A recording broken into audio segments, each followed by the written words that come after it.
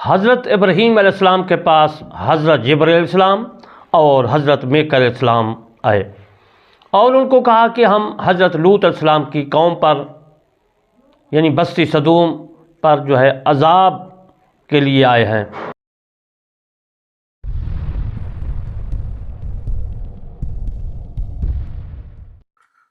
تو میرے دوستو، جب فرشتے حضرت لوط علیہ السلام کے پاس آتے ہیں تو حضرت سعید رضی اللہ تعالیٰ عنہ اس کے متعلق فرماتے ہیں کہ فرشتے حضرت ابراہیم علیہ السلام سے ہو کر حضرت لوط علیہ السلام کے پاس گئے اور وہاں جو واقعہ پیش آیا تو جبرائیل علیہ السلام اور لوط علیہ السلام سے کہا کہ ہم اس بستی کو ہلاک کرنے کے لیے آئے ہیں، یعنی ہلاک کرنے والے ہیں، کیونکہ یہ لوگ بہت ظالم ہیں، ان کے کام فعل غلط ہیں۔ حضرت لوط علیہ السلام نے کہا کہ انہیں ابھی ہلاک کر دو۔ حضرت جبرائیل علیہ السلام نے کہا انہیں بھی ابھی ہلاک کر دوں گا، کہ ان کی ہلاکت کے لیے صبح کا وقت اللہ تبارک و تعالی نے مقرر فرما دیا ہے، اور کیا صبح کا وقت کچھ دور ہے؟ اور حضرت لوط علیہ السلام سے کہا کہ وہ رات کے وقت خود اور اپنے ماننے والوں کو لے کر بستی سے نکل جائیں اور کوئی پیچھے نہ دیکھے سوائے حضرت لوط علیہ السلام کی بیوی کے، کیونکہ وہ ضرور پیچھے مڑ کر دیکھی رہ جانے والوں میں سے ہے۔ قرآن میں ہے کہ حضرت لوط علیہ السلام کی بیوی رہ جانے والوں میں سے ہے، اس کا ترجمہ یہ ہے۔ اور میں آپ کو یہ عرض کروں کہ جاتے جاتے پیچھے موڑ کر دیکھنا جو ہے منع ہے۔ چنانچہ وہ چل پڑے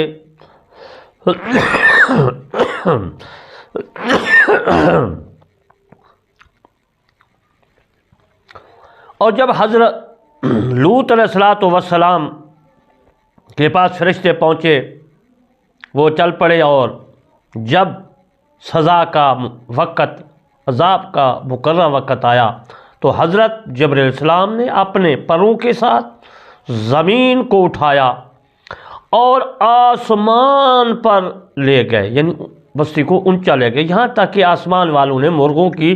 بانگیں اور کتوں کی آوازیں سنی اور پھر اسے الٹا دیا اور اوپر سے پتھروں کی بارش کر دی۔ میرے دوستو، جب کسی بستی پہ عذاب آتا ہے تو پرندوں کو پتہ چل جاتا ہے، کیونکہ مرغا بھی ایک پرندے کی شکل ہے، پرندہ ہے، اور کتوں کو بھی پتہ چل جاتا ہے کیونکہ کتے بھی بھونکتے ہیں کوئی عذاب آ جائے۔ اللہ تبارک و تعالیٰ نے پرندوں اور کتوں کو، جانوروں کو حفظ دی ہے، پہلے پتہ چل جاتا ہے۔ اگر کتوں کو اور پرندوں کو آنے والی چیز کا، آنے والے عذاب کا پتہ چل جاتا ہے تو کیا نبی صلی اللہ علیہ وسلم کو آنے والے وقت کا پتہ نہیں چلے گا؟ میرے دوستو، حضرت لوط علیہ السلام کی بیوی نے جب ہلاکت کا یہ منظر دیکھا تو پیچھے موڑ کر کہنے لگی، میری قوم اتنے کہتے ہی ایک پتھر اسے آ کر لگا اور وہ وہیں ڈھیر ہو گئے، کیونکہ پتھروں کی بارش ہو رہی تھی۔ حضرت جبرائیل علیہ السلام کا قوم لوط علیہ السلام کو تھپڑ مارنا، اس کے متعلق میں تواریخ عرض کرتا ہوں۔ شمر بن عطیہ سے مروی ہے کہ حضرت لوط علیہ السلام نے اپنی بیوی سے عہد لیا تھا کہ وہ آنے والے ان مہمانوں کے بارے میں ان کے متعلق کسی کو نہیں بتانا، کسی کو خبر نہیں دینی، کسی کو نہیں بتلائے۔ لیکن جب جبرائیل علیہ السلام اور حضرت اور دوسرے فرشتے خوبصورت شکلوں میں داخل ہوئے تو ان کی بیوی قوم کے پاس بھاگتی ہوئی گئی اور ہاتھ سے اپنے گھر کی طرف اشارہ کرنے لگی، قوم کے اے لوگو، قوم کے لوگ دوڑتے ہوئے آئے، وہاں پہنچے اور پھر مذکورہ جو ہے بالا واقعہ جو میں نے عرض کیا وہ انہوں نے ان کو کہا۔ حضرت حذیفہ رضی اللہ تعالیٰ عنہ سے مروی ہے، جب لوط علیہ السلام کی بیوی نے لوگوں کو بتلایا اور وہ بھاگتے ہوئے وہاں پہنچے، ان سے جو ہے ان کے بدفعلی کرنا چاہی تو حضرت جبرائیل علیہ السلام نے اللہ تعالیٰ سے بستی والوں کو سزا دینے کی اجازت طلب کی تو اللہ تعالیٰ نے اجازت دے دی۔ حضرت جبرائیل علیہ السلام نے انہیں اپنا پر مارا جیسے وہ لوگ اندھے ہو گئے اور پھر قوم پر عذاب کا واقعہ پیش آیا۔ یہ مختلف روایات ہیں، میں آپ کی خدمت میں پیش کر رہا ہوں۔ حضرت جبرائیل علیہ السلام نے انہیں اپنا پر مارا جس سے وہ لوگ اندھے ہو گئے، اور پھر قوم پر عذاب کا واقعہ پیش آیا، یعنی اس طرح ان پر عذاب آیا۔ حضرت قتادہ رضی اللہ تعالیٰ عنہ سے مروی ہے، وہ فرماتی ہیں کہ فرشتے خوبصورت نوجوانوں کی شکل میں آئے اور قوم کے لوگ آ دوڑے، تو فرشتوں نے جو ہے ان کو پکڑ لیا اور ان کی آنکھیں نکال دی۔ پھر حضرت جبرائیل علیہ السلام نے لوط علیہ السلام کی قوم کی چاروں بستیوں کو اپنے پروں پر اٹھا لیا، ہر بستی کے 1000 افراد پر مشتمل تھے، اور انہیں آسمان تک بلند کیا، یہاں تک کہ آسمان والوں کی بستی کے مرغوں کی بانگیں یعنی آذانیں بانگیں اور کتوں کی آوازیں سنی، پھر انہیں زمین پر الٹا دیا گیا۔ حضرت قتادہ رضی اللہ تعالیٰ عنہ حضرت حذیفہ رضی اللہ تعالیٰ عنہ سے نقل کرتے فرماتے ہیں کہ جب یہ مہمان گھر میں داخل ہوئے تو بڑھیا حضرت لوط علیہ السلام کی بیوی یعنی قوم کے پاس بھاگی اور انہیں بتایا کہ ہمارے ہاں خوبصورت مہمان نوجوان آئے ہوئے ہیں۔ وہ بھاگ کر آن پہنچے، ایک فرشتے نے دروازہ بند کر لیا، پھر جبرائیل علیہ السلام نے اللہ تعالیٰ سے انہیں عذاب دینے کی اجازت طلب کی۔ یہ اجازت ملنے پر حضرت جبرائیل علیہ السلام نے ایک پر مارا جس سے وہ اندھے ہو گئے، اور پھر قوم پر عذاب کا واقعہ پیش آیا۔ میں مختلف روایات پیش کر رہا ہوں تاکہ آپ کے علم میں اضافہ ہو جائے۔ بعض صحابہ سے مروی ہے کہ فرماتے ہیں کہ جب لوط علیہ السلام نے یہ کہا کہ اے کاش میرے اندر تمہارے مقابلے کی طاقت ہوتی یا میں کسی مضبوط قلعہ میں بنا حاصل کر سکتا، تو اس وقت حضرت جبرائیل علیہ السلام نے اپنا پر پھیلایا جس سے وہ لوگ اندھے ہو گئے، اور وہ ایک دوسرے کے نشان قدم کا اندازہ لگاتے ہوئے باہر جانے لگے، اور ساتھ یہ کہتے جاتے تھے کہ اوہو حضرت لوط علیہ السلام کے گھر میں بہت بڑے جادوگر آئے ہوئے ہیں۔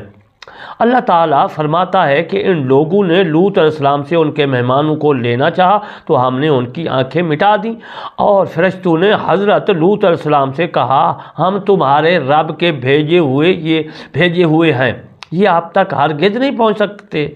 آپ رات کے وقت اپنے ماننے والوں کے ہمراہ یعنی جو تمہارے دوست ہیں، رفیق ہیں، مسلمان ہیں، ان کو لے کر یہاں سے نکل چلو، اور آپ میں سے کوئی پیچھے مڑ کر نہ دیکھے۔ اور پھر ان کے نکلنے کے بعد حضرت لوط علیہ السلام پر جو ہے قوم لوط یعنی لوطیوں پر جو ہے حضرت لوط علیہ السلام کی قوم پر عذاب نازل ہوا۔ اب میں آپ کو یہ عرض کروں گا کہ لوط علیہ السلام کے گھرانے کے متعلق کہ ان سے کون یعنی ان کی بیوی جو ہے وہ مر جاتی ہے، پتھر لگتا ہے، پہلے بھی میں عرض کر چکا ہوں، اب میں روایات سے آپ کو روشناس کرتا ہوں۔ وہب بن منبع سے مروی ہے کہ اہل صدوم جن کی طرف حضرت لوط علیہ السلام کو نبی بنا کر بھیجا گیا تھا، وہ عورتوں کو چھوڑ کر مردوں سے شہوت رانی کرتے تھے۔ جب اللہ تعالیٰ نے ان کی یہ حالت دیکھی تو عذاب کے لیے فرشتے بھیجے۔ یہ فرشتے پہلے حضرت ابراہیم علیہ السلام کے پاس آئے، انہیں بیٹے کی خوشخبری دی، اور پھر جب وہاں سے چلنے لگے تو حضرت ابراہیم علیہ السلام نے پوچھا کہ کدھر آئے ہو اور کیوں آئے ہو؟ تو وہ جو فرشتے تھے وہ کہنے لگے کہ ہم صدوم والوں پر عذاب نازل کرنے کے لیے وہاں جا رہے ہیں، کیونکہ یہ لوگ بہت برا فعل کرتے ہیں، عورتوں کو چھوڑ کر مردوں سے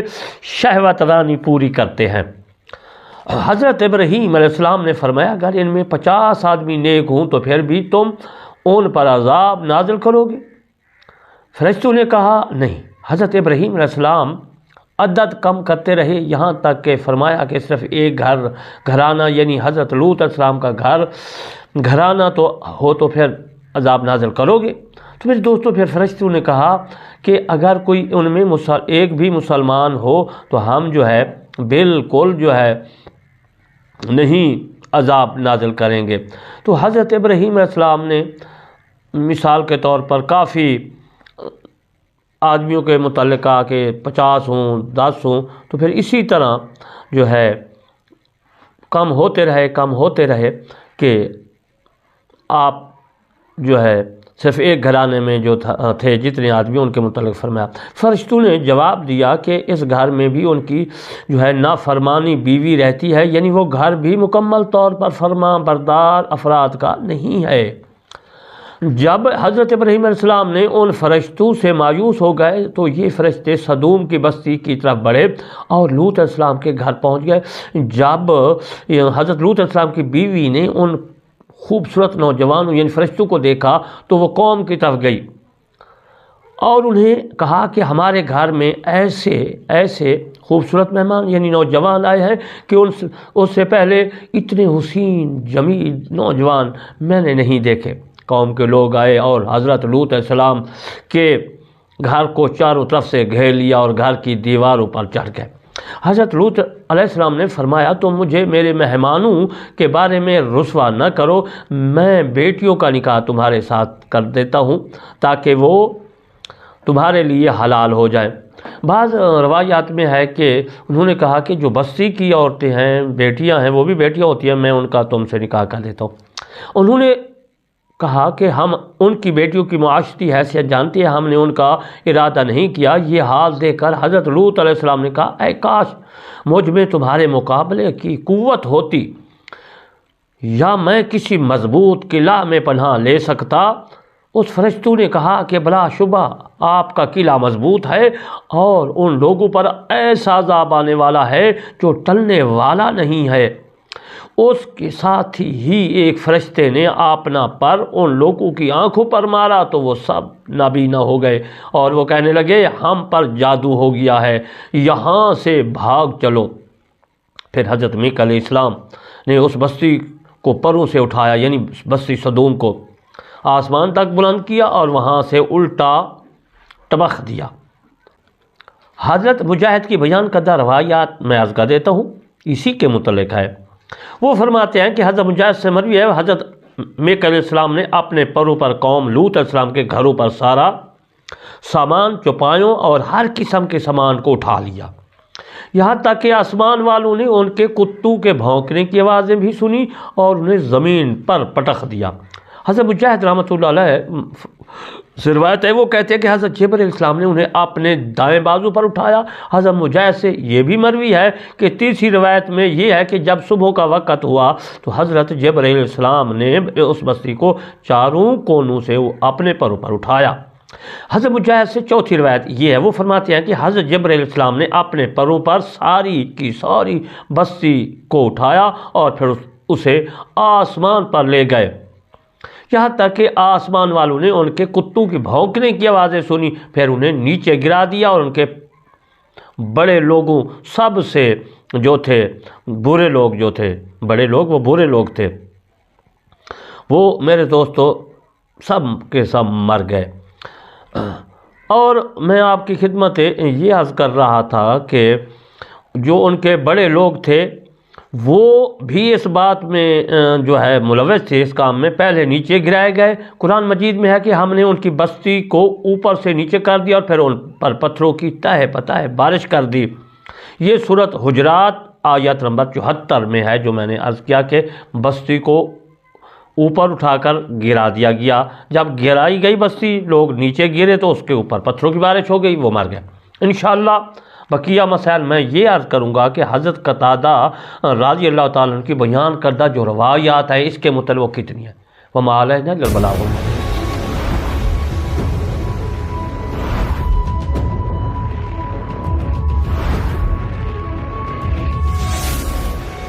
You can call, text, or message our WhatsApp number, friends.